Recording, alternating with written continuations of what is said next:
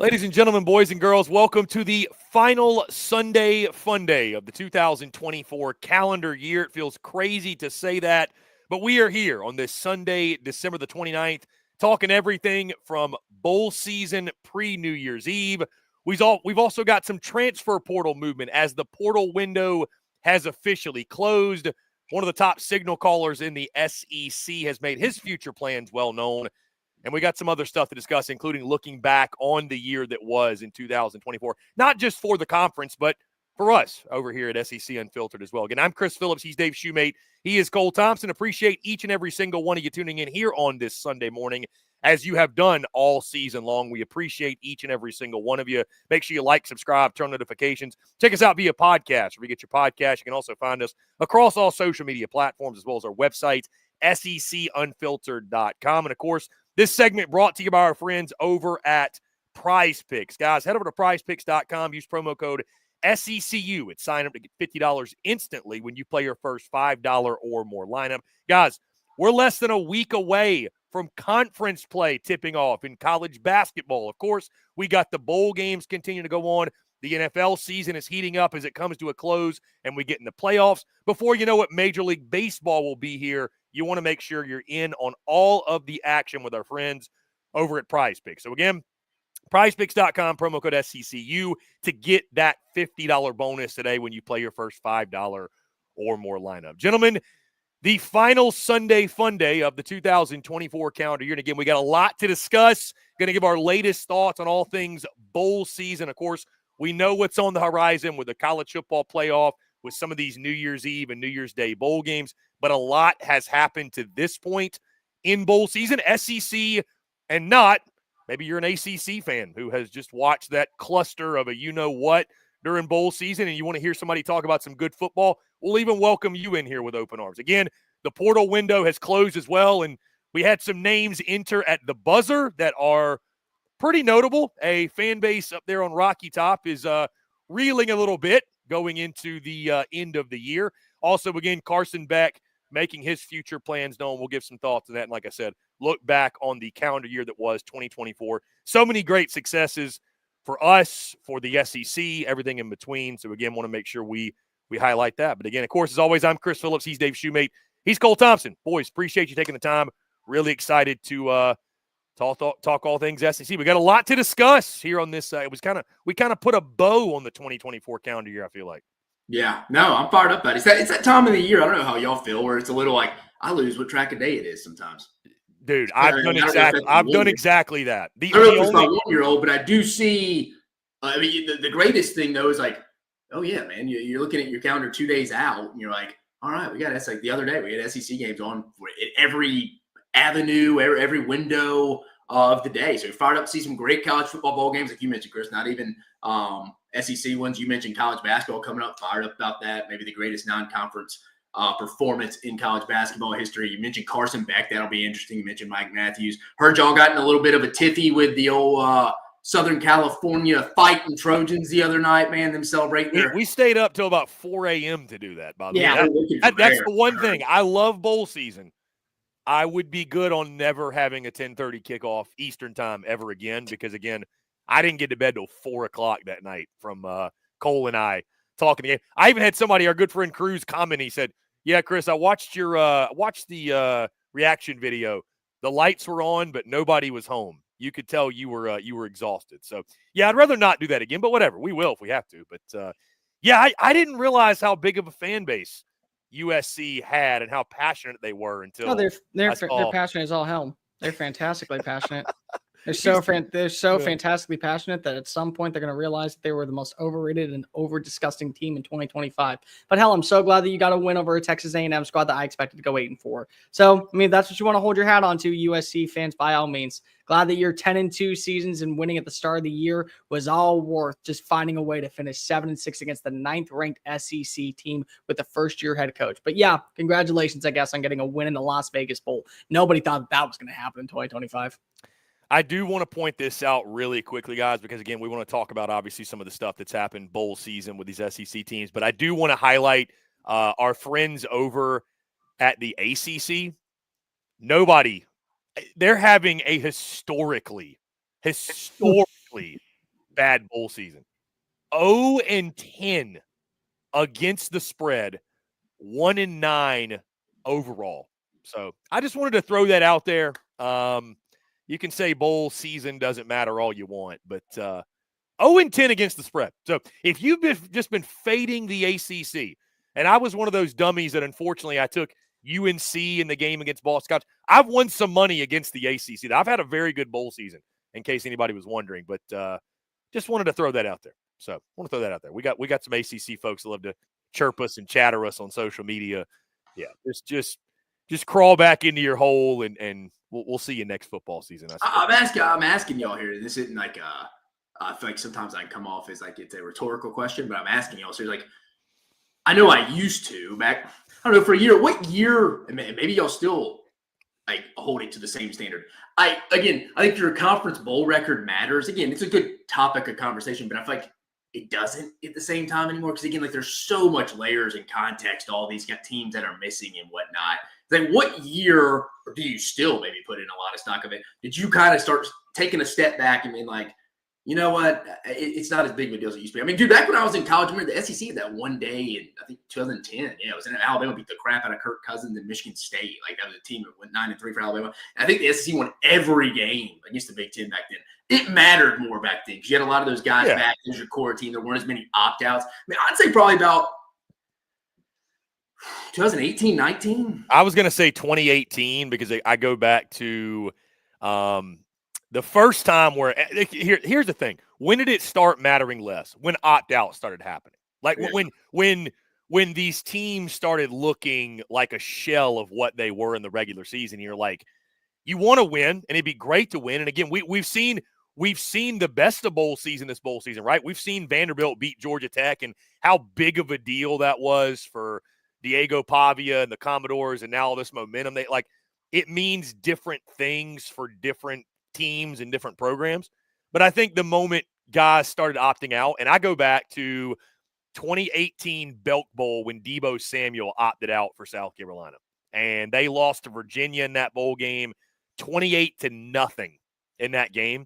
And they had a lot of their starters still play, but it was just like that was kind of the first time where it was like, well, if it doesn't matter to this guy, then why would it matter to the fan base? You know what I mean? Like, why would it matter? Like, if you're a fan of a team, and I know Jalen Milroe's playing, but if you're a Bama fan, if Jalen Milroe would have opted out, you're like, well, if it doesn't matter to Milroe, then why do I care?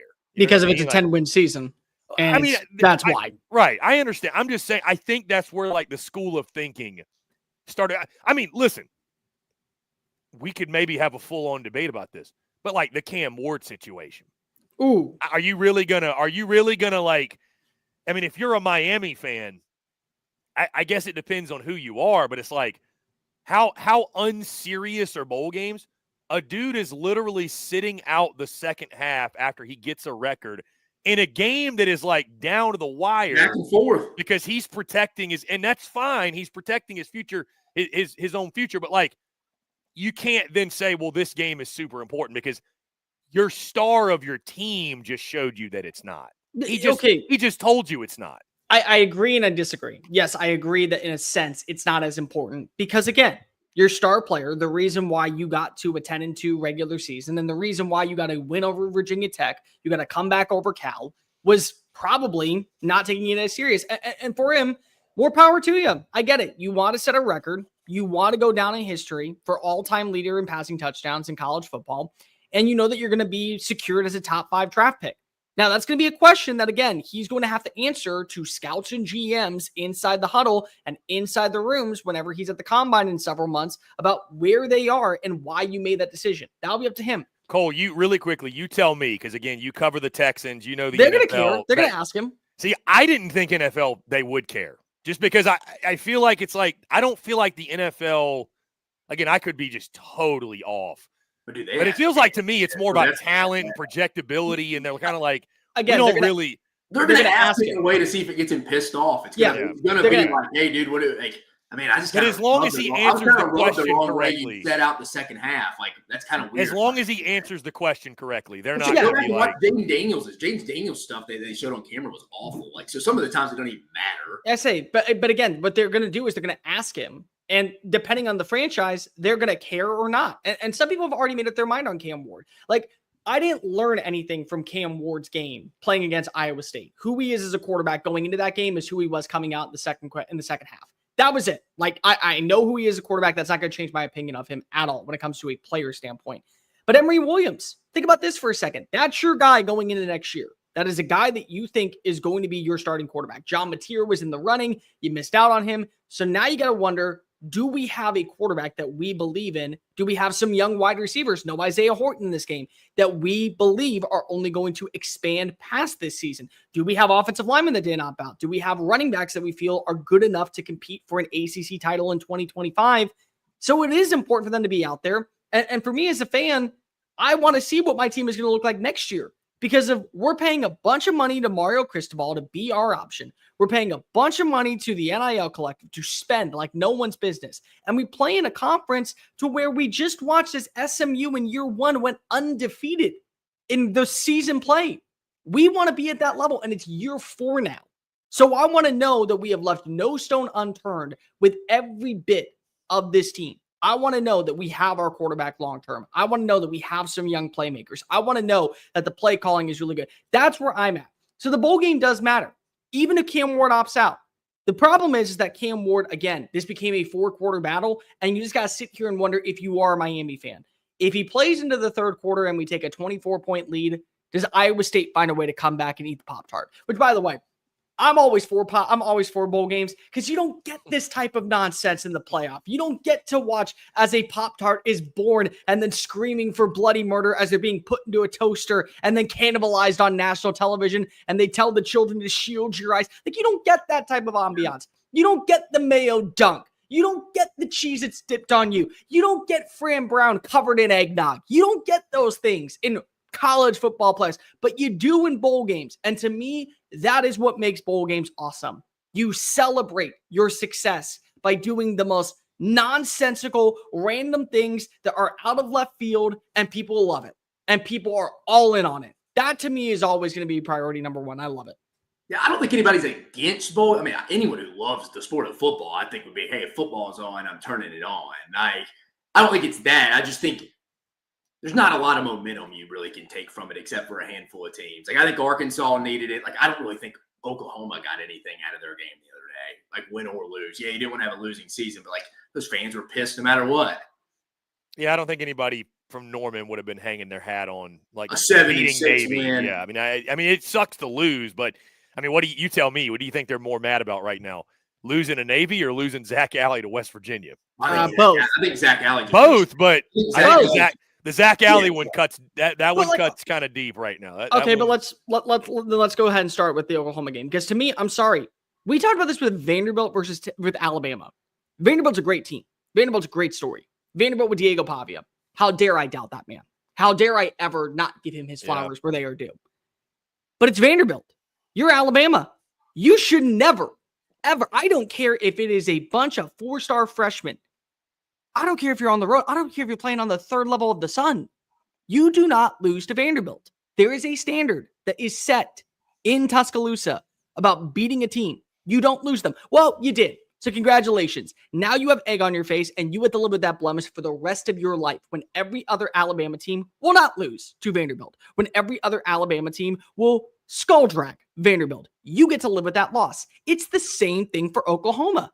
Oklahoma, there is a standard. They are a blue blood. They are a team that treats itself like they are a primetime destination, because whether or not the rest of the SEC people want to hear this, Oklahoma is a primetime destination. They punch out Heisman Trophy winners. They punch out first-round picks. One of the greatest running backs we have seen in the last 20 years came from Oklahoma. They're constantly fighting for 10-win seasons. There were expectations when they were in the Big 8. There were expectations when they were in the Big 12. And one of them is not losing to inferior competition in BS ways. And they did, to a Navy squad where they were up 14-0 and then proceeded to give up 21 unanswered points. And they had no idea. It's like they forgot how to play offense after the first quarter. And then you watch as Michael Hawkins Jr. turns into that quarterback that was scared like a 6-year-old child fighting off against grizzly bears in the open wilderness for 3.5 quarters, running behind the line of scrimmage, trying to make plays instead of just hit the reset button. You don't lose to Navy if you're Oklahoma. It's inexcusable. I don't care that you lose Zach Alley. It's a bad thing. But this is Oklahoma, damn it. Act like it. Act like that you're supposed to be a team that gets the job done, finishes with a winning record, and doesn't sit back idly and play second fiddle to the military schools. Thank you to our armed forces and to all those young men that are going to be playing eventually on the actual field of the United States of America. But on the football field out in Dallas, Texas, you're supposed to lose that game to Oklahoma. And Oklahoma gave it to them on a silver platter because they were ill-prepared. And a lot of credits due where credits due because Blake Horvath and that midshipman team is really good. But you're Oklahoma, damn it. Start acting like it again. Yeah, I got to be honest moving forward. And I'm kind of worried about Oklahoma. I don't know. I'm going to say something. The biggest question here is I don't really know why Joe Castiglione gave the contract extension. That's looking kind of crazy now. I understood it, I guess, at when it happened from going into media. It was right before media days, right? You want to present this unified front, like this is our guy. But, I was going to say, man, and this might be a little harsh, but like I'm just going to say it. It is what it is, man. I love the folks in Norman, and I'm worried about Oklahoma from the standpoint. I know they have a really rich history and tradition, but they feel like just another program to me in the SEC. Like I feel like they better be careful because we could be looking at a decade and Oklahoma could turn into Nebraska, where it's just like they're kind of they once were, but why do you want to go to Norman? You're out in the middle of nowhere. Like it reminds me of like the way I think about Nebraska. If I'm wrong for that, then so be it. But like that's kind of how I view them. Like they picked on the Big 12 for a really, really long time, but it's like this has kind of been the perfect storm. They came to the SEC at the worst time for them. And it's like once you get in a hole in this conference, it's going to get really hard. It's going to be very hard to dig yourself out of that hole. Again, maybe that's a little harsh, but I'm worried about OU. I really am. I guess because like who's going away? Is Texas going to go away? Is Georgia going to go away? Just keep going down the list, and it's not like they went 8-4 and they're just missing a few. They're light years away from competing. They're not going to be probably better next year, like significantly better. They might go 7-5, but I don't know, man. I'm just like, they've been such a great pro. Like, I don't think most SEC people realize like how historically significant this season was from like how poor it was. Like when I heard stuff like, when Tennessee went in there, they were like a touchdown favorite, I think. And people were like, this is the biggest home underdog spread for Oklahoma since like 25 years ago. And it's like, you don't realize how good OU has been when you hear stuff like that. But I don't feel like I think most SEC people in their minds kind of think like Texas has always been the brand and they're supposed to be good. And Oklahoma's just kind of there, they produce Heisman Trophy winners at quarterback, but I don't know, man. It's this weird kind of, they're in a weird spot. I'm worried about them. Like I said, I'm very worried about Oklahoma. So, I wouldn't say I totally disagree with your sentiment there, but I don't know. My thing is it's got to start in the recruiting cycle there. Right? For whatever, I don't know if you can go replicate the defense you've had for the last 3 years in the amount of time that Venables is going to have to. Plus, the offense, let's call it spade. It's going to be better next year. It's going to be like LSU's defense this past year. It's going to be better. Inevitably, they can just turn on the lights into the building and it's going to be better. Like it can't be any worse. You factor in injuries, firing Rossi, et cetera, et cetera. The defense down the line here, let's say even that offense takes an incremental improvement or let's say they take a decent improvement, which still you could be a pretty average offense in the league at that point because they were so bad this year. Do you have the defense to keep kind of carrying you along that you're going to have to mirror up within the next 2 years? And let's be realistic. That's what Venables has. He'll have a really hot seat next year. But let's just say he wins 8 games next year. He gets back in 26. They're going to have to go do the same thing. I don't know if the personnel is there from a homegrown standpoint. Because, again, you can keep plugging in transfer portal guys all you want, but the portal isn't the same every year. It's not the same quality of depth every year. We see it in the quarterback portal class this year. I just don't know if they can I don't know within a 2-year span if he can mirror up at a championship level the defense after what they're losing this year, losing Billy Bowman and all them, Danny Stutzman, an improvement of the offense, that sliding scale to when you look to the right back championship level. Could it be 7 to 8 wins? Yeah, certainly. But again, as you mentioned, like that's not what Oklahoma fans expect. So I don't think the time frame is going to match up here for Brent. And I think, I mean, and Cole can speak to this again. He's a Texan, but that means he's familiar with OU. It's like, you're right. I don't think, again, OU fans I mean, they were offended when people were picking them to go 6-6 this year. They were offended. They deserve to be offended. 7-5 was blasphemy. But like Cole, under Brent Venables in the SEC, man, you might want to learn to get happy with 8-4. I mean, 8-4 sounds like a great year compared to what it looked like this year. Yeah, but 8-4 gets you fired. I'm sorry. 8-4 gets you fired there. Then you might have to recognize or realize that Brent Venables just ain't the guy, because it to me, again, it just feels like when you're talking like 10 wins, they're light years away, man. And the gap between them and Texas is widening. Sure. But partially it's because of one thing, and I've talked about this multiple times with you, and I've talked about it with Dave. What did Texas do for its 2 years in preparation to get to the SEC? They went after SEC offensive linemen. They went after dudes that were going to be playing at Texas A&M and Alabama and LSU and Georgia and Florida. And Oklahoma wasn't going after those type of guys. Oklahoma was content getting Big 12 linemen and fighting for 10-win seasons and putting themselves in a great position where they win with finesse over the top at wide receiver and at quarterback. And then guess what happened? They got to big boy level and they got their shit rocked and they got their teeth kicked in because they didn't have the bullies in the trenches. Which, again, that's going to be an area where this offseason you have to spend an emphasis and an ample amount of time moving forward on building your trench play for SEC material. The problem with, again, Oklahoma has been for a while is that Oklahoma has not been a complete team. Look back at the Lincoln Riley era.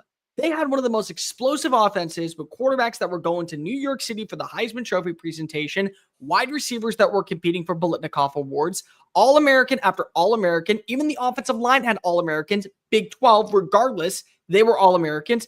But the defense ranked 89th in pass coverage, 121st in scoring. They were winning in shootout fashion because they never could find the right pieces. Now they get the defense. Now they have a top 25 unit, a top 30 unit in almost every category. They got guys like Billy Bowman and Peyton Bowen and Danny Stutzman and Kip Lewis that are all going to be phenomenal. And they get Maniac Williams to leave TCU to come to your program, but they don't have an offensive identity. So what you had underneath Lincoln Riley has flipped with an offensive-minded coach to a defensive-minded coach, and you don't have stability. They messed up on the offensive coordinator hire from the get-go. I never liked the fit for Seth Luttrell working with a guy in Jackson Arnold, especially after what we saw with Jeff Levy. They had wide receivers more so on the mend than on the field. They had no consistency at the running back position. DeMarco Murray was so frustrating as a running backs coach because of 1 week he played Gavin Sawchuk. The next week he played Javonte Barnes. The next week he would play he would play Xavier Robinson, and there was never some stability there. And so they consistently found themselves to shoot in the foot. And then when they had good games or they had a great defensive performance and the offense wasn't cannibalizing itself, they got wins. They beat Oklahoma. I mean, they beat Auburn. They beat Alabama. Like, it's not like this team was as bad as it should have been, but they just had no identity on offense consistently. And that's the problem with Oklahoma right now, is they got to be able to have a middle tier pack. Because if they want to have a middle tier pack and be in the conversation of a 9-3, 10-2 roster, it starts off by having the big boys up front. They got to start adding in those pieces. I'm not ready to punt on Brent Venables. Everyone wanted him fired after year one when he went 6-7 in the Big 12. Then he went 10-2 when he got a win over Texas in the Lone Star Shootout. So I mean, in the Red River Shootout. Here you go, Barry. That's a good question. Will he be the head coach in 27? I say no. In 27, if you're asking me right now, no. Yeah, if you had to bet on it, I mean, I think it's hard to say yes. It's hard to say yes. 27, yeah. But if you tell me that he's going to be the head coach in 26, yes, I still yeah, that's a different whose seat is hotter going into next year, Brent Venables or Hugh Freeze? It's Hugh. To me, it's Hugh. It's Hugh. You can make a case to me either one of them, but yeah, I would lean Hugh Freeze personally. Because here's the thing. What has Brent Venables been the last 3 years? Bowl eligible. He's been to 3 bowl games. He has a 10-win season. And you can't say that about Hugh Freeze. Yeah. And more importantly, Auburn is the toughest job in college football because of they're willing to spend money. They're willing to actually lay down a little bit of green to bring in the right pieces. And yet here you're going with 8-4, 9-3. And again, I've talked about this so many times with you two. You can bring in all the talent you want. Top 5 recruiting classes, number 6 wide receiver in the country, a quarterback that you believe in, Deuce Knight, that's going to be the franchise savior. And if you can't develop them, then what's the point? Because all they're going to do is they're going to say, this is hurting my draft stock than helping me. I got to go in the portal. I got to go elsewhere to be better claimed for the NFL because I want to continue playing. So it's great that you're adding in the pieces. If you're not developing them, it's a moot point. What did we watch this past year? Once again, 3 talented wide receivers, and you landed Keandre Lambert-Smith, yet the same results. No 1,000-yard pass catcher since Y2K continues on the tradition going into 2025. It's a shame. It is. Freeze faces way more pressure, in my opinion. Yeah, if you're Hugh, you can only live off those. They have to win that week 1 game, I think. They got to beat Baylor. Oh, they have Baylor, to. yes. They. I was going to say you can only live off of those wins over Nick Saban a decade ago for so long. If you're Hugh. By the way, guys, I know that continuity isn't everything in college football because there's so much change, and not just with the portal, but with coaching staffs. But for Oklahoma, I thought this was interesting. The next defensive coordinator that OU hires, it'll be their 3rd different coordinator, DC, under Brent Venables. Ben Arbuckle is Oklahoma's 4th different offensive coordinator. 7 different coordinators in 4 seasons. I mean, if Brent Venables is going to be there in 27, to your point, we can't be changing over coordinators, in a year or 2. Like they need to hope Arbuckle and whoever the next, and I know it's Brent Venables' defense, but would you guys agree that like a little bit more staff? We need some more staff continuity because again, to the point of recruiting, Dave. I mean, kids want to know who they're playing for, right? I mean, you're going to have a really tough time not having mass exoduses in the portal if you're changing over coordinators every single year. I mean, it's so they gotta Arbuckle's got to be the answer at OC, and whoever the DC is has got to be a good fit for them too. So 100%. Yeah. I mean, it's just I don't think you can live with that type of staff fluctuation if you want a yearly basis. Go ahead. By the way, because I figured we just were moving to this one. You guys are talking about Hugh Freeze and Brent Venables being on a hot seat. Are we just going to take Sam Pittman off of that at this point? Because like the game that we watched, the Liberty Bowl, that's going to be really hard sell for me at this point. I mean, they won. They won. I just think expectations are lower there. Hunter Yurachek does not want to fire Sam Pittman. It's almost like Arkansas. They've just been beaten in a submission where it's like, I mean, here's the thing, Cole.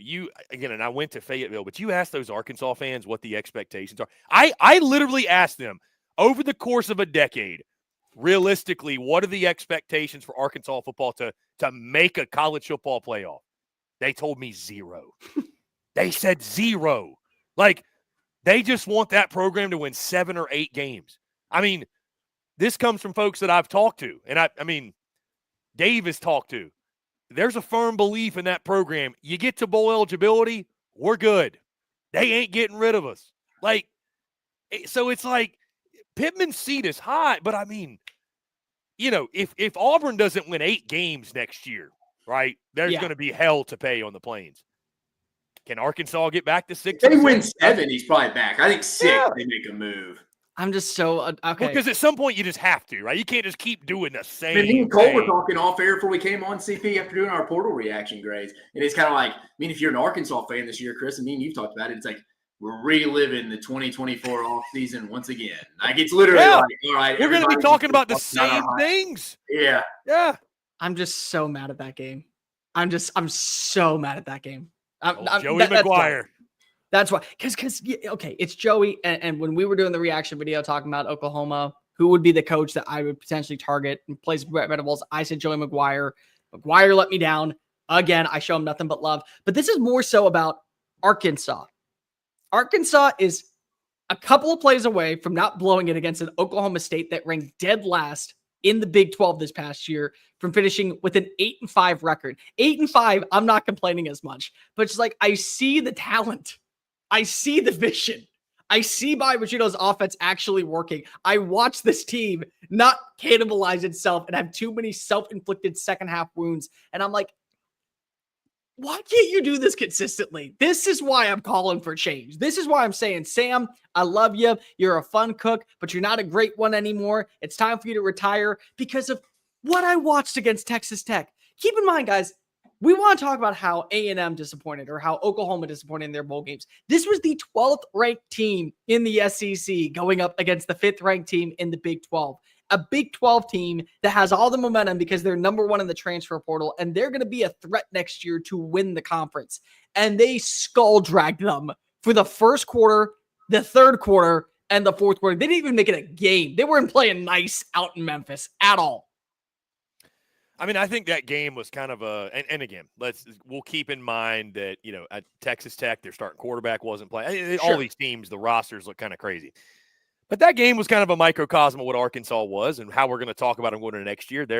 When it clicks for them, they can be as dangerous as anybody. And Taylen Green went off, and Bobby P was in his bag, and the Hogs are making plays. And then if they had a game next weekend, we'd probably see them go out and lay an egg. And it's just – yeah, the last 8 minutes of the second quarter, T-Will and the defense couldn't tackle us three. And then they come out and give up one score for the entire second half. Yeah, so you're right. Arkansas is all over the ultimate roller coaster, and that's probably what they're going to be in. I mean, the book is out on the Sam Pittman era in Fayetteville, right? I mean, they're going to be what they are. I mean, I think it's hard as shit next year. Yeah, and I mean, we were talking about Cole. Like, I think. Because I made it really wasn't a joke, but when I talked about what Arkansas fans were asking for Christmas, a reason for optimism, which is how it really feels with them and where they're at right now. I think the reason for optimism, if you're looking at next year, I think you got to just start with, hey, Taylen Green, Bobby Petrino, year 2 together. Maybe we can have one of the more fun offenses in the conference and outscore some people and pull a few upsets and, that gets us to 7 or 8 wins. I mean, that's where it's got to start, I would think. Do you want to know what makes me so mad? Reading Taylen Green's stat line. It pisses me off. He went 11 for 21. He had 341 passing yards off 11 passes. Yeah. He had 341. He had a 94-yard completion for a touchdown. Well, shoot, we saw the play at the 50 too, where I don't know what the hell Texas Tech's running on defense here, but all their defenders just turn around and start running, playing man. There's like, all right, your middle linebacker Bell will just throw it on an angle route to a running back, and he took off just untouched. And he's running by a defender for Texas Tech who has his back turned. No, you're right. Those are the big explosive yards he got. I compared him to a 2 a.m. drunk cigarette that we say this is the last one, and we know that it's not. Because here's a stat that's brought up from our friends over at Opta Stats. Taylen Green is the only quarterback in college football history to have 300 passing yards, 75 rushing yards, average 30 yards per pass completion, throw 0 interceptions, all in the same game. That's the upside of Taylen Green that I can't quit. That's the one like ranking him amongst top quarterbacks going into 2025 is going to be very difficult and very because it's like, well, where does he rank? What depends on the day. I mean, what day? Here's a good question. Imagine if he went into the portal. He's probably the second best kid after Mateer. If he's not the best. I mean, if he's not the best from simply playing off of an SEC schedule and the upside. I mean, you can make. I think you like Mateer. I love Mateer better. If I was going to pick between 1 and 2, but my point being, he would be getting on good googly moogly. This thing is juiced, not like NIL numbers. Okay, he'd be in the 2.53 range. I think. You know how we were talking about if Lenore Sellers, God forbid, enter the transfer portal, which was never going to happen. It was stupid from the get-go. But what his asking price would be. The reality is what the asking price of Lenore Sellers you thought would be is what Taylen Green would be. It's stupid because I'm getting a dude who, when he is not putting me on a roller coaster of anxiety and honestly needing to take a Xanax just to calm down to watch football, I'm getting a quarterback that probably is good enough to win me 9-10 games. And I would love to see in the college football playoff. When I did my QB rankings this past year, I did the tiers.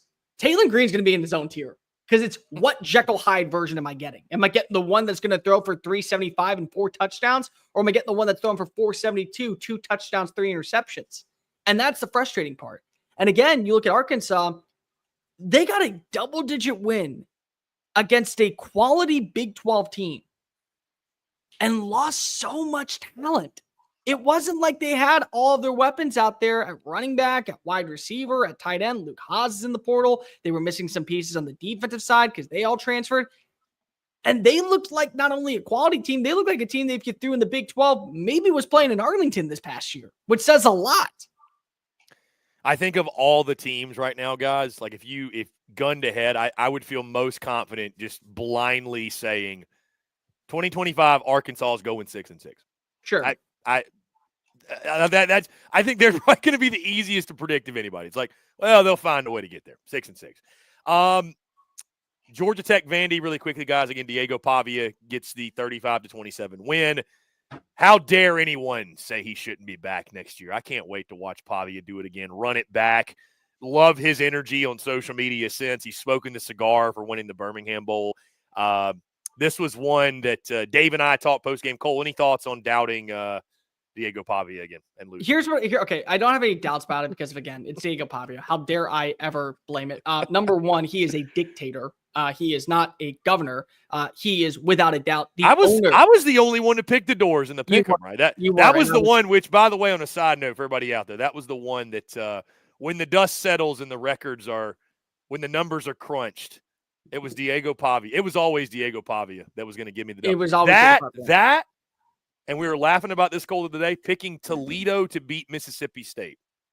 Yeah, those are your two best picks. By the way, shout out to Mayhem Matthew, $5 donation. Appreciate you, Mayhem Matthew. There we go. By the way, if you guys go ahead and we have a bunch of you guys watching right now, so just real quickly, why don't you like the video, hit the ring notification, and subscribe to the channel. It takes like 2 seconds, and you get this fun content every single week. So I highly recommend that you do so. Deigo Pavia is a physical dude, but bro is mid at quarterback.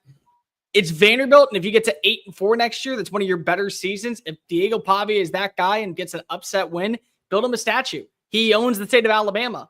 I'm not saying that he's the governor anymore. Kay Ivey has lost the privilege to call herself anything other than a servant underneath Pavia because the man is a dictator ruling with an iron fist in the Yellowhammer state. Bow before your king, your ruler, because that's what he does. He either wins against an Alabama team or wins in the state of Alabama. He's DJ Khaled up this place because all he does is win, no matter what. I love it. I do. But I do want to bring this up real fast because there's been so many people arguing. Steve Sarkisian came out with the comments about, it's bad for college football. They get another year of eligibility.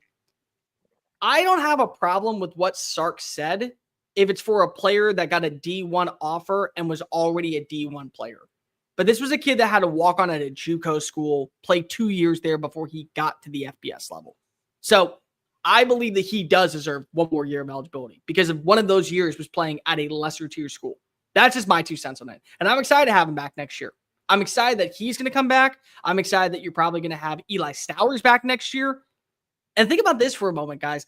For Vanderbilt, the fact that you have stability after a 7-win season gives you a little bit of hope. It gives you even a little bit more than just hope. Gives you some excitement. Gives you some excitement out in Nashville. Yeah, I think for them, the bowl win was a momentum carrier. It used to be for everybody. I mean, hell, there used to be some wild stat out there. It was like for 15 straight years, the national champion had won their bowl game the previous year, which before the portal and stuff. But I think Vanderbilt was big on this. Yeah, me and Cole would disagree on this. I think for the overall sport, you talk to people, I don't like that. Again, I think Deigo Pavia is phenomenal for the sport. You're just opening up a can of worms here now. I mean, Eli Manning could come back right now if we wanted to, since he was not around for 4 years. Okay, but Kenny, and then watch his body just disintegrate? That'd be fun. I'm saying, anyone can come back now. That's the rule, Cole. Let AJ McCarron come back so he could blow up on Alabama's field. Just be completely gutted. Have to be carried out. I think this is only potentially open. You could have guys that are on and off NFL rosters potentially come back that actually do. I mean, yeah, Eli Manning's an exaggerated one, so is AJ McCarron. But I think you do have guys that could be sitting there that maybe don't make an NFL roster or aren't on the UFL rosters that kind of sit there, or maybe they are on the UFL roster. Maybe I can make some more money doing this a little bit. I don't know. I get where Sark, from a football-minded person, I think he's like, good Lord. Again, I know people are like, he doesn't want to play Deigo Pavia. It's like, guys, it has nothing to do with him not wanting to. They won the game. It has everything to do with him. Everything to do with it. It has more to do with it. I think it's just, I don't know. It's setting a bad precedent. But, okay, in Nashville right now, the Predators are an average team in hockey. The Titans suck. You're known as the little brother to Tennessee. You got a win. You got a bowl win to close out your year. they got curb stomped by by Ohio State on the road. Vibes are good in Nashville right now. You got to be happy about that. There's no denying. If I was a Vanderbilt fan, if I was Barton Simmons, if I was Clark Lee, yeah, dude. I mean, I'm wanting my foundational quarterback to come back for sure.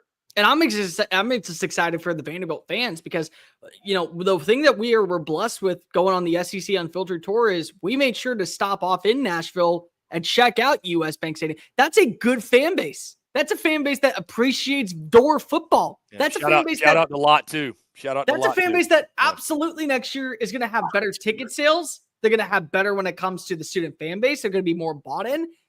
And when we go on the SEC Unfiltered Tour, Vanderbilt's no longer a destination that we may be planning on going to. It's more so for us, what weekend do we get to go to Nashville? What weekend do we get to go to First Bank Stadium to watch Lot 2 go lose its fucking mind? That's what I'm excited for. Yeah, Dave laughs, but Lot 2 is for real. Lot 2 is for real. Those guys, a lot of love for Lot 2. Was happy for them.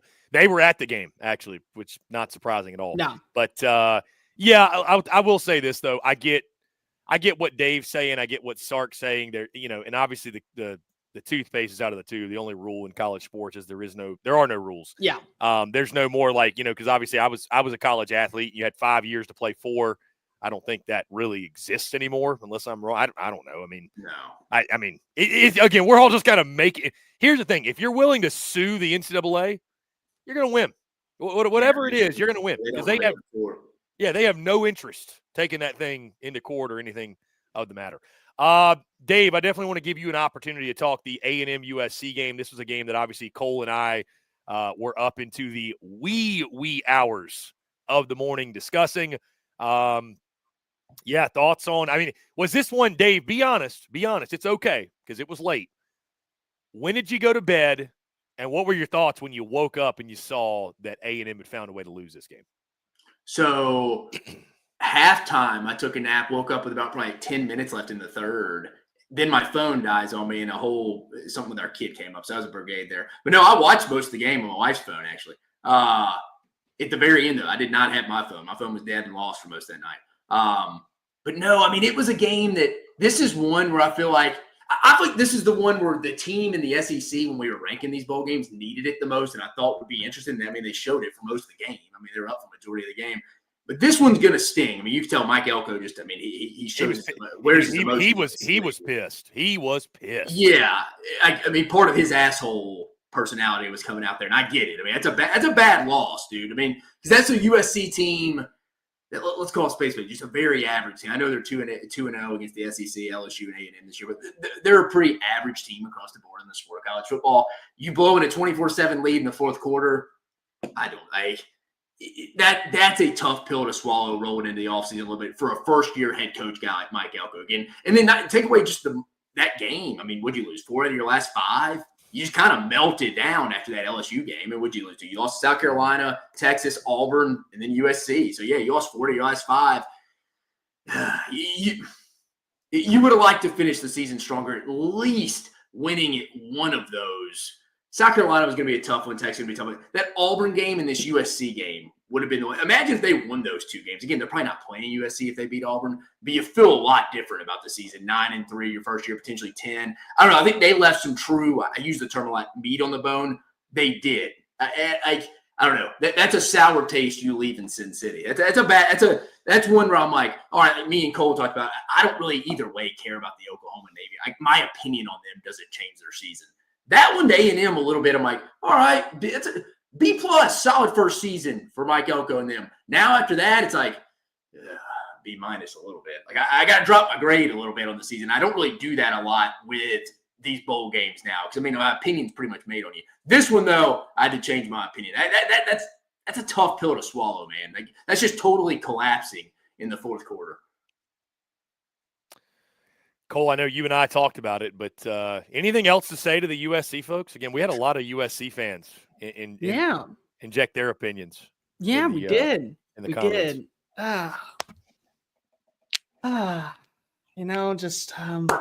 All right, let's get this shit on the road. USC, congratulations on getting a win against an overrated Texas A&M squad. You are the ones that say you are what your record says you are, which we all know is a load of crap. But if you want to go that way, you finished 6-6 this year with a third-year head coach after spending a ton of money on the transfer portal and by bringing in a defensive coordinator in Danton Lynn, who was barely able to beat his former team in UCLA that finished 5-7. So congratulations on that. Brian Jackson is a stud. I'm excited to see what he provides coming out of McKinney, Texas. That's a dude that you can build your franchise around. I love the fact that you got him involved against Texas A&M's front seven, but let's just call a spade a spade. He probably was better than Woody Marks. He probably was better than Quentin Joyner all year, and he finished with 36 carries for 188 yards and 1 rushing touchdown. I wonder why. Yes, Woody Marks finished with over 1,100 rushing yards, but let's just also go ahead and call it. There were multiple games that he had fumble issues, he had multiple miscommunications, and he ended up hurting the team. You want to blame Miller Moss at the start of the year, but Miller Moss was the reason that you got a win over LSU. No, not your defense. No, not your play calling. Miller Moss did. The guy that actually bought in and sat for 2 years underneath Caleb Williams, and yet you were so happy when he decided to enter the transfer portal because you called him, if I can remember correctly, a dinosaur. Well, what's funny about dinosaurs is that even though they go extinct, some evolve like a crocodile, and they last for 65 million years because the crocodile was around back when the dinosaur age happened, and maybe because of his dinosaur style doesn't work out at the likes of USC, doesn't mean that he won't be leading Louisville to an ACC championship in a college football playoff. A college football playoff is something that only you can dream of and something that you've never come near sniffing outside of the 1 year with Caleb Williams, which once again, your defense decided to shoot yourself in the foot. Yes, you have 2 quality receivers in Mekhi Lemon and definitely Jacoby Lane, and I apologize for not bringing up more Mekhi Lemon. He's a very talented playmaker. He had over 100 receiving yards, but let's also call it as is. You didn't utilize Deuce Robinson properly. You didn't utilize Zachariah Branch properly, and when they have success at Florida State next year and wherever Zachariah and Zion Branch go, I promise you, you're going to come back and wonder, why couldn't we get the best version out of them? Your offensive line was a turnstile on the right side of the trenches the entire year. You had no help at linebackers. You found a way to lose to a 4-8 Maryland squad. You found a way to blow it to a brand new head coach in Jed Fish at Washington, despite being up by 7. You found a way to blow it in overtime against Penn State. You found a way to blow it on the road against Minnesota, and you found a way to blow it against a 7-5 Michigan squad. You were a team that I believed was good enough to win a national championship and definitely good enough to go to the college football playoff because you had a year 3 coach. You underwhelmed, you underperformed, you had certain pieces on your team that were pretty good, but you wasted their talent. They're going to have success elsewhere next year. And to close it all off, when you're down by 17 in the 4th quarter, you don't win a football game. Another team loses it. So congratulations to the USC fans that think 6-6 is totally okay. Congratulations to the 6-6 fans at USC who think that this season was considered a win because you beat the SEC and you beat a first-year SEC squad that went 7-1 and never had any bit of hope outside of the fact that the team put the wagon before the horse. I'm so proud of all of you out in California and all of you out in Los Angeles that believe that this team that should have been considered a dark horse to make the college football playoff trudged its way to a 500 season. But congratulations. I guess in a neutral field location, Lincoln Riley got the best of the SEC. I can't wait to watch you finish 7-5 in 2025. I can't wait to watch the team have the same mulling issues on over again. And I can't wait to see how USC finds a way to say, this is what we expect because we're USC. We're better than as advertised. People down in Texas A&M, I hear all the time, you are what your record says you are. It's time to become the harsh reality that we're just an 8-4 roster. Ever since Pete Carroll left, outside of the 1 year underneath Clay Helton, you've been nothing more than an 8-win team. Get used to it in the Big Ten. You're not going anywhere. Basically, your season is Kmart brand Ole Miss. Underachieving against inferior competition and quality wins over SEC teams that were middle of the pack. Good story, bro. I hope that you enjoy your offseason. Drop the fucking mic, Cole Thompson. Losers out of freaking California. I'm sorry. Congrats. You think that 6-6 is ever okay out at USC. Congratulations. Oh, but Mekhi Lemon's this amazing receiver and Deuce Robinson we let go of. Then you should have got Mekhi Lemon more involved. I'm sorry. This is an offense that features multiple Biletnikoff award-winning wide receivers in the past. Can you tell me the last time that USC had a 1,000-yard receiver? I'll spare you the trouble. Guess what? It hasn't happened. And since Taj Washington last year, and then before that, it was 2021. It was 2019. So let's just go ahead and say that you have been the most disappointing team of 2024. Because I thought that you were good enough to go 9-3, 10-2 in the Big Ten. You lost to freaking Maryland, and you blew it. I looked up through the 28 schedule here, guys. No SEC games on the schedule. So for Bears' sake here, for the next time we can talk about USC, we have to hope they play in a playoff. Oh, don't worry. They'll play again. And I cannot wait to watch them find a way to shit the bed there, too. Guys, really quickly looking ahead, because I want to get to some of this portal stuff and some of the other things we got to talk about. The playoff is it will resume in a few days, just a few days away. New Year's Day around the corner. Texas, Arizona State, Notre Dame, Georgia.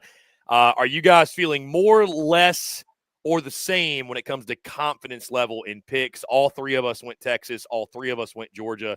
I will say I am feeling probably the same for both. I've got a plus 14 Arizona State ticket, though, that I love. I love that. I love being on that side. I got it at plus 14. I think it's down to 12.5 now. Still feel just as good about Georgia. Has anything changed? Of course, we did these previews about a week ago. So any changed feelings for y'all on these picks? Well, we have Sam Levitt out there. He's stoking the he's going to show he's better than Quinn. He's trying to bring some all my children drama. That's going to go either really, really well or really, really poorly. Yeah, I from that game perspective, no. I think that game's going to be a line of scrimmage game at some point. It wouldn't shock me if the game's possession at the half or so. But I think anyone who thinks this game is down to the wire at the very end, a little naive. Sorry. I just think it's a line of scrimmage game here. I think this Georgia-Notre Dame game could be close. Like I mentioned, no, nothing's changed from that perspective except Carson Beck entering, but we knew he wasn't going to play the game. Just the question, and we won't know this until probably 8:45, 9 p.m. Eastern on January 1st, about midway through the first quarter, at the end of the first quarter. Is Kirby Smart aggressive right off the bat and tries to make Riley Leonard and Notre Dame play from behind? Or does he have a very short leash on Gunnar Stockton making his first start? And Kirby Smart does this. And it's not dumb. It's the old Nick Saban way of thinking, hey, we are the most talented team on paper. Let's just survive this game, see if they can go 12 rounds with us. I don't know what his direction would be in this game a little bit. I may surprise him and see if I can get ahead of him, make him play left-handed and play from behind. So remind me, I have breaking news on the transfer portal that just is about to be released. So when we start the transfer portal, please let me kick it off because we got to talk about We're about to. I don't feel any different about Texas. I don't feel any different about Georgia in terms of if they play their version of football, they're going to be successful. They're going to get wins. What I will say is that we have got to start, I think, at least respecting a little bit more of Notre Dame's defense. That's the only thing I will say, is that Notre Dame's defense, despite losing multiple players, they've lost countless starters. In fact, and they've lost starters on the offense. Like their starting left tackle was out before the season even began, and yet they still found a way to go 11-1. They're as good as a team as advertised. And as somebody that has been probably the forefront of Notre Dame does not belong in the college football playoff because they don't play in a conference, number one. And number two, they have the worst loss of any team in the playoff against NIU because it wasn't like they were a great MAC school. They were a middle of the pack school. They've come back to make me eat crow. They've played a brand of football that is sustainable, and more importantly, it's working in their favor. And I think that if you're going up against a Gunnar Stockton in his first legit start, everyone has got to be able to step up and play, I think, a more complete version around it. Because you're not asking Gunnar Stockton to be the savior for you. It would be unfair and unjust for you to say, you got to be making elite throws. No, you need Oscar Delt to be running elite routes. You need your outside receivers and Dominic Lovett and Arian Smith to be making great contested catches. Your offensive line needs to do a great job of finishing through drives. Your running game has got to be a physical force to take pressure off of him. Because of this Notre Dame defense, I think has earned a lot of respect from me and from a lot of people in the industry because of how they responded after that game. The thing that was really beneficial for a team like Notre Dame, not playing in a conference, they were in fight or flight mode for the entire season. From week 2 on, they knew that they were on the ropes. One slip up and they're out of the college football playoff. There's no second chance. And the defense used that, I think, as a motivation to put them in a really good spot to where they're not shooting itself in the foot. They're making decisive plays. They're getting in the right reads. They're forcing turnovers. They're playing their best version of football. And if they can force Gunnar Stockton into having to be the X factor in this game, it's going to be a 4-quarter battle, and it may end up leading to a loss for the Bulldogs. I think for Texas, Dave's right. As much as I want to give a ton of credit to what Arizona State does. And I think Sam Levin's going to be a top 5 player that they face all year at quarterback. I truly believe that. He is a special talent. I think that he can win multiple Big 12 championships. If you can slow down Cam Scatterbo and have the zone run and go to the outside and hit the corner and average those 6.8 yards, average those 5.6 yards with Wisner, with Gibson, with Blue, I think that you're going to really be able to coast. Because of as much as I want to say that Texas's defense, especially in the secondary, had its lulls against Clemson, the level of talent that we're talking about between Arizona State and Clemson is second to none. There's a reason why we still talk about Clemson as underachieving, because they have blue chip prospects that eventually hit their stride at the right time, whether that was TJ Moore, whether that was Antonio Williams, whether that was Bryant Westcott, whether that was Kate Klubnik. They're finishing as a top 15 recruiting class, and they have blue chip prospects. So if you can slow down and make Cam Scatterbo immobile, and you can have a great run game, I think even if Quinn has a turnover or two, it's not that big of a deal. I'll settle for 200 passing yards and 2 touchdown passes and still win by 14. I feel really good about where Texas is going into this game, having time to heal, time to regroup. And I think as long as they play to their standard, they're going to walk away with a double-digit win. So we're all in agreement. Again, nothing's changed. Our picks are well documented. Again, we will obviously have full coverage of those games and the rest of the SEC Bowl games as well. So make sure you like, subscribe, and turn notifications, because we're going to be going live after each of those games. Let's talk transfer portal, guys. Again, we got the transfer portal in regards to be able to enter. We hit the buzzer last night, right? Midnight, right at the buzzer. Mike Matthews from Tennessee. He actually hasn't officially entered his name yet, but he's got 48 hours. He's got 48 hours, but I want to pivot from that because, Cole, I think the breaking news that you were referencing, I think I just saw it. So I'll give you the floor. Is this a certain wide receiver? This is a certain wide receiver that I did. And Dave, this is as of like 5 minutes ago, by the way. Pretty Dave, big. We're gonna have to get together because of we talk about not giving out elites. I said on the preview when he entered the portal, I'm putting this team in the college football playoff if he lands there. Kevin Concepcion of NC State has just committed to Texas A&M. That's a big one. Initial thoughts, Dave. Initial thought. They keep adding to a very good wide receiver. Cole and Dave are going to give you guys the full portal grade, like they've done for so many of these other top prospects. But this is a big one. This is a big one. It's a pretty big one. Yeah, they just got to get the quarterback spot right. If you don't have a quarterback, it doesn't matter. Yeah. Everything about Kevin Concepcion. We all have our favorites. We all have just like the dudes that make us giddy when we talk about them. This is him. Because you were giddy on NC State. And this was one of the reasons, I believe. This was the reason. Because I thought that he was a better receiver than most of the receivers in the SEC. Last season, down to year. Everyone's going to say that.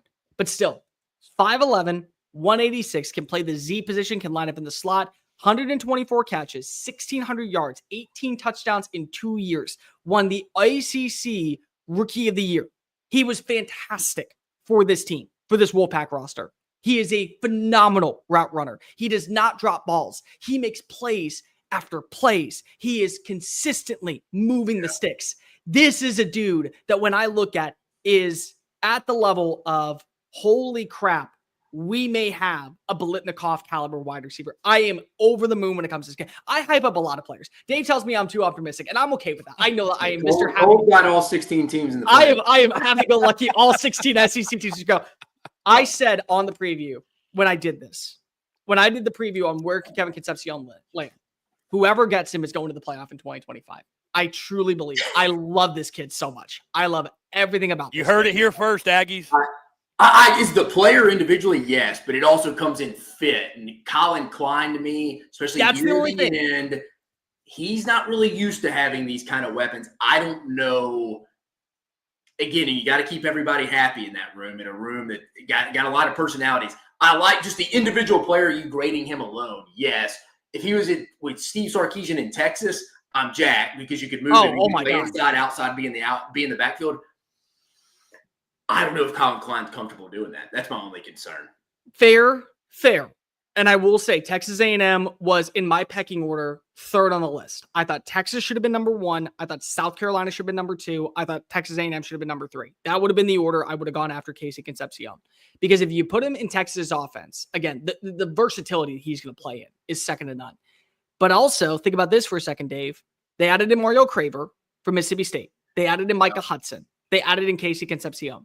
They've added in 3 receivers. Shoot, they have a big time freshman that just signed from Utah. Yeah, and they just add in Jerome Miles, on top of already having Terry Bussey, on top of having Noah Thomas back for another year, on top of having Isaiah Williams, and one of them can enter the portal. We don't know that, but what I will say is, from a standpoint of just personnel alone, no team has been more improved at wide receiver this offseason than Texas A&M with what they've added in via the portal. They're in a really good spot going into 2025 to have better results. And you know what? What I like about this is you've talked about when it comes to winnable plus, winnable minus all the time. You can win with this guy, but he's not the reason you're winning. If Marcel Reed is a winnable minus quarterback, they're adding in players that are better suited as winnable plus, all league elite, that are going to make him sustainable. And I think that that's something that you at least have to put a little bit more emphasis on. I think that no matter what, Casey Concepcion in the SEC is a good thing. I think playing for Texas A&M is going to be fantastic for what he needs. But still, I'm as excited because Casey Concepcion is that dude for me. Like, this was my favorite player in the portal. He's going to a program that I have a lot of respect for, that I want to see be successful. I do. I want Texas A&M to be good. I don't know if he's the best fit. But you know what? They're at least damn trying. And I can appreciate that. I can appreciate what Derek Miller's doing down there. I think you got to give credit to Holman Wiggins, former Alabama wide receiver. Guy does a really good job through the portal, even going back to his Alabama days. Didn't do a great job in the high school ranks, but he did sign Jamison Williams, did sign Jermaine Burton as well when he was at Alabama. So he did most of his damage, most of his better receivers were portal kids at Alabama, and that kind of looks to be, again, probably too early to say, first year on staff at A&M, but it looks like it's going down that track as well. Again, Dave and Cole, we'll drop a segment probably later today, I would imagine, on this pickup. Huge pickup for Texas A&M. Casey Concepcion, former NC State wide receiver, now lands in Aggie land. Guys, the other big one that made news, Mike Matthews, Tennessee. Again, we'll see if it actually goes through, but Vol fans are kind of reeling right now with there was some dramatics with the portal. There were some cryptic posts from even Nico Iamaleava, and apparently I've heard that Nico and Josh Heupel are trying to salvage the Mike Matthews thing. But, I think you guys made a good point, and I would agree, man. It's the underutilization of Mike Matthews this season. It kind of feels like Tennessee's got nobody to blame but themselves for a guy like Mike Matthews saying, you know what, maybe I'd be better off somewhere else. Yeah, it hadn't been a great week if you're a Tennessee football. I mean, if you're a Tennessee football fan. The Mike Matthews thing's interesting. Again, very raw prospect, probably one of the better athletes they signed in their entire class, if not the best last year. Just a raw overall prospect that is just like a piece of clay that I'm sure a wide receiver coach that is a technician is dying to get his hands on. It's just weird why he couldn't get in and play a little bit this way. Hell, even Chaz Nimrod is out there, who's now in the portal, was getting some run. And again, they're two different receivers, but they weren't very deep. They had injuries. There was a lot of drops. It's not a very hard offense to know or learn. That's a little bit of a red flag. Again, that's easy stuff you can figure out. It's one phone call. It's, hey, get him on the visit. You can talk to him on the board and stuff and whatnot. I don't know. That's an interesting why he's leaving, especially if you're a Tennessee fan. You lose the Josh Thompson kid to LSU, the Northwestern offensive lineman. That's a loss as well. You bring up the Nico rumors. I don't know. I don't know what's going on in Knoxville. Maybe in a couple months it's something maybe we're overreacting to. Everybody on social media is. But right now, it seems to be something that's a legit concern. Someone's going to get a very good athlete right now in Mike Matthews. What really frustrates me is that I remember watching Mike Matthews when he was coming out of the state of Georgia, and he was ranked as the number 6 wide receiver prospect of the 2024 class. I thought that was an undersell. I really did. I thought that he was right up there with Cam Coleman. I thought he was right up there with Ryan Wingo. Not right up there with Jeremiah Smith, but I thought that he was a difference maker.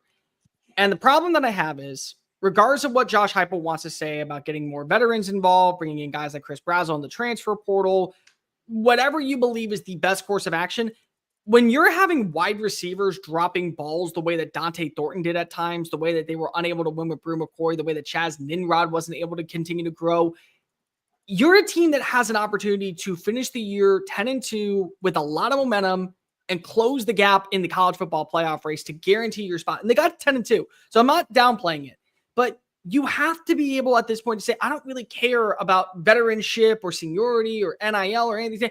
I want to get the best guys on the field.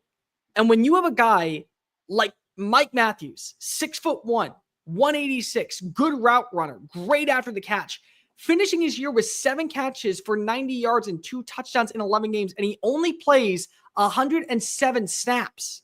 And he's a top 25 player. That to me says a lot about he wants more reps. And if you at this point are frustrating because of you're saying, well, we have all these veterans coming on in and we're looking at other games, it's like it doesn't add up. And I'm not sure. And I'm not sure if it's about him and Nico, and I'm not sure if it's the style of offense that they play in. But regardless, Matthews should have been playing more down the stretch. They needed to get that enforcing number 1 receiver, somebody to be a reason why defenses were channeling him. They were circling him on the calendar. Stop number 10.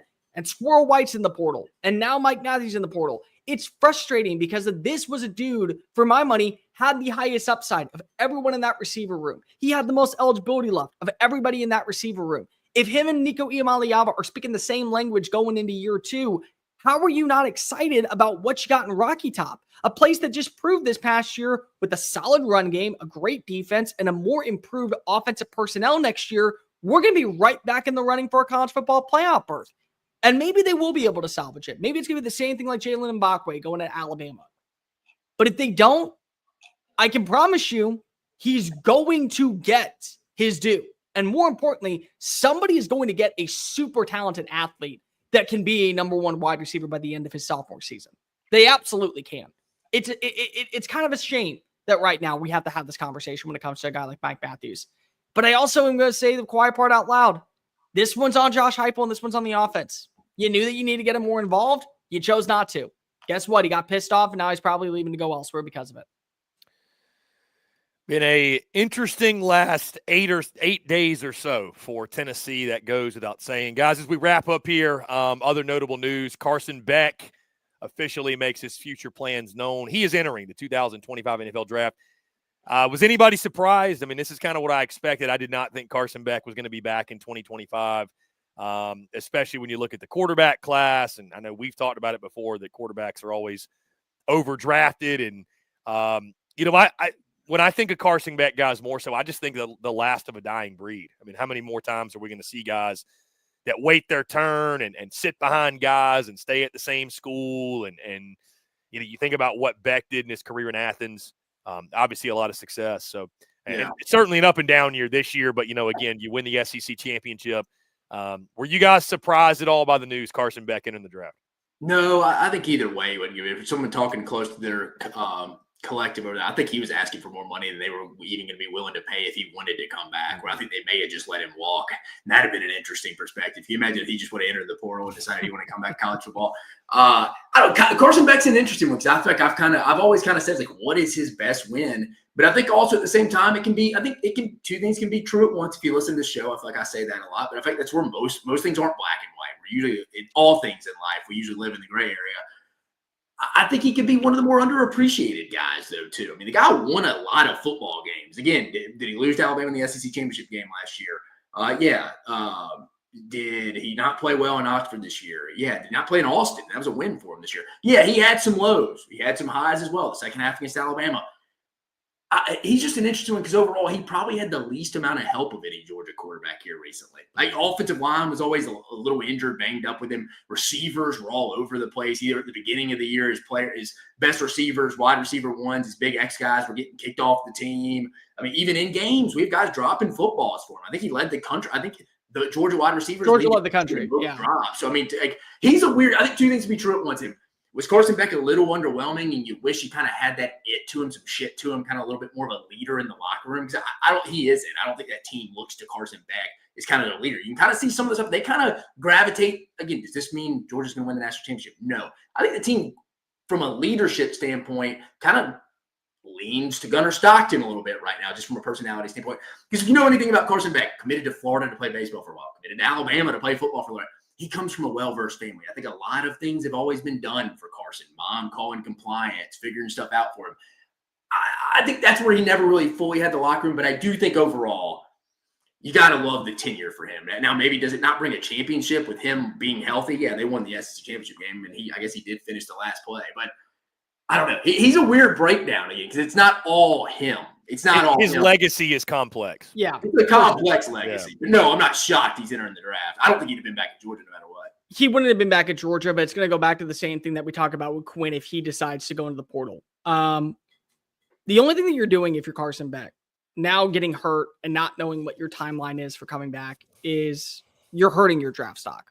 And the reason I say that is because let's say he goes to a program like Syracuse next year, or let's say he goes to a Alabama for that matter, because they want to bring in a quarterback, and he ends up struggling again, or he ends up not having the complete season that we expected him to have. Well, what you're doing is you're putting more film on tape for scouts to micromanage and pinpoint what they really hate about you, what they think is really bad about you, and what they think is not correctable about you. Where right now, Carson Beck may end up being the third quarterback selected in this year's draft. He may end up being a late first, early second round pick. He may end up being a guy that becomes viewed by those inside of the building as a franchise caliber option. There's a reason why you go to the draft this year, because of your stock is never going to be higher than what it is. And if you do think it can be, so be it. But what's going to be the return game? What's going to be the NIL package that brings you back to another school next year to where you have to build your own legacy all over again? It's completely different than some other guys who maybe needed one more year, like the Cam Ward situation. Cam goes into the draft and then comes back to Miami. Cam Ward was going to be a fifth or sixth round pick. Now he's going to be a top 5 selection. Like, he was not going to be a guy that we're talking about viewed in the same light. It was a blessing to go to a place like Miami this past year. I don't think you're going to get that with Carson Beck. I think you're either going to be a second round pick to where maybe you end up hurting your draft, or you're going to be a late first round pick to where you're being drafted out of necessity because the quarterback position is always going to be overdrafted. He secured his status in Athens, led his team to an SEC championship, led his team back against multiple opponents, showed that he could be a quality quarterback down in the SEC, got his team to the college football playoff, and you can't tell Georgia's 2024 season if they win the national championship without Carson Beck. He's as important to the team's legacy if they win a national title as Gunnar Stockton will be, as Kirby Smart will be, as everyone will be. Because if he got you to Atlanta, I think that he made the right move.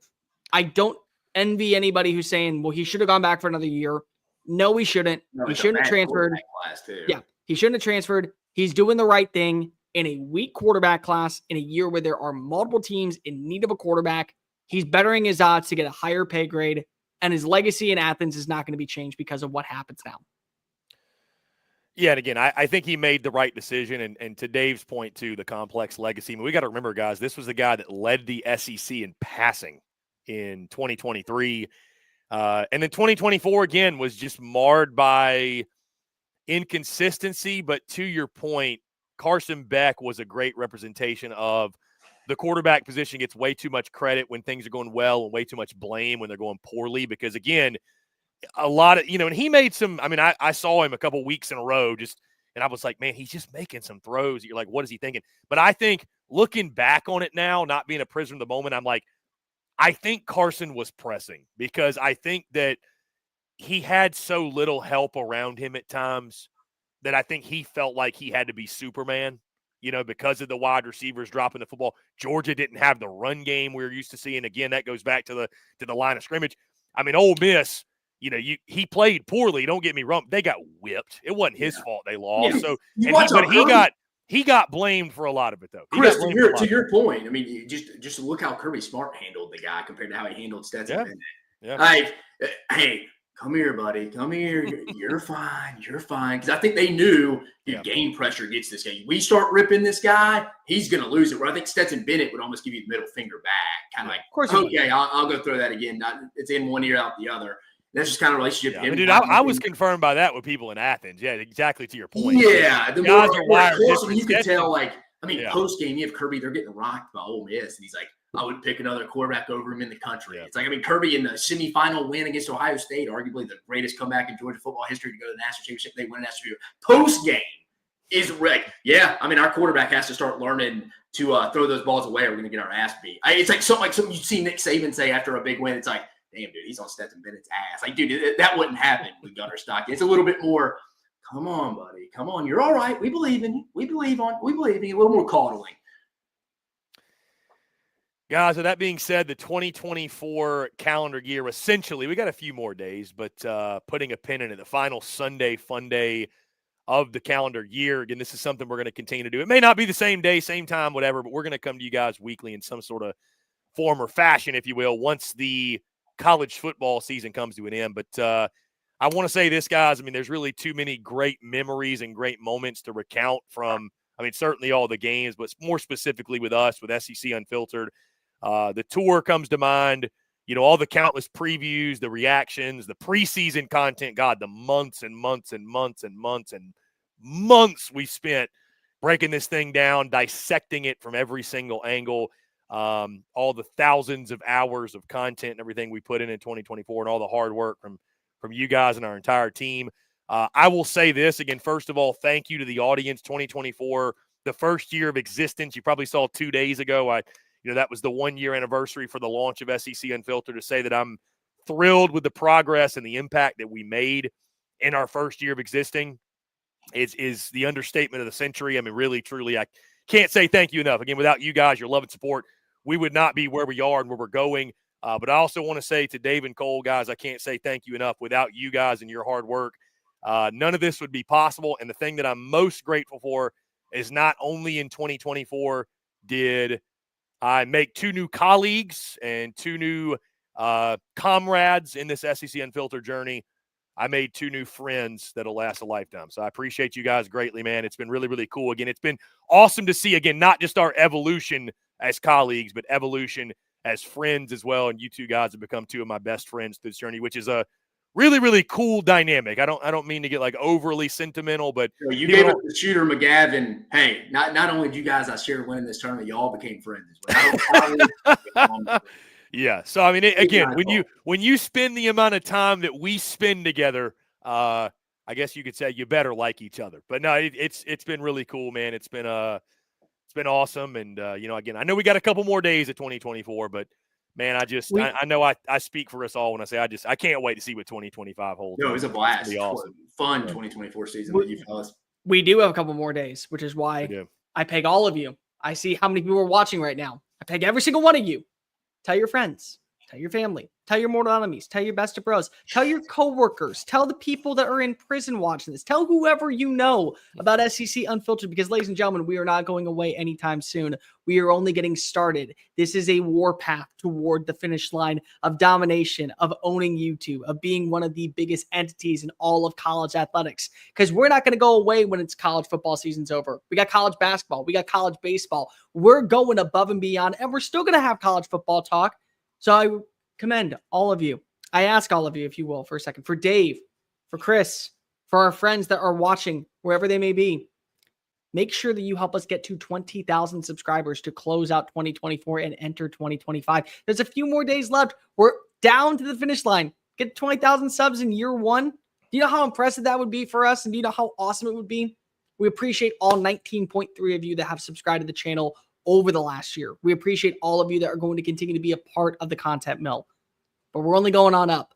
Let's get there a little bit faster. Let's go ahead and not be the hare. Let's be the tortoise. Finish the race in 2024 with 20,000 subscribers. Yeah, 698 away. And again, we would love to do it by end of year, whether it's end of year, it's in the next few weeks. It's just I get to the end of the national championship game. It's January 19th. Yeah. End of the college football season. Yeah, I think that's very, very doable. And again, I know you guys will help us do that. And like I said, the joys and the journey, as I like to say, enjoying every step of the way. And the beautiful thing is this really is truly just the beginning. We're only 1% of the way there, and I'm as excited as I've ever been to be on this journey. Appreciate you guys. So again, guys, thank you all so much. Again, enjoy the New Year's Eve, all the bowl games. Of course, let's not forget, before we get to New Year's Eve, we got a little Mizzou, Iowa tomorrow. We do. All of us. Hammer the over. Hammer the over. 40. Hammer the over. 40. Just to Mizzou. Just Mizzou's offense. They're going to get 40. So we've got that game. Again, we got the New Year's Eve games, New Year's Day, even Ole Miss Duke on the 2nd. So, and we continue with the playoff, et cetera. So, again, we're going to be right here for you guys.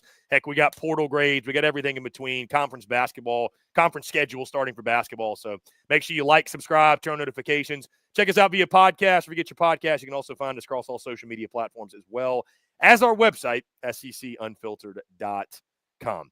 For Dave Shumate and Cole Thompson, I'm Chris Phillips. Appreciate each and every single one of you tuning in, and we will catch you all on the other side.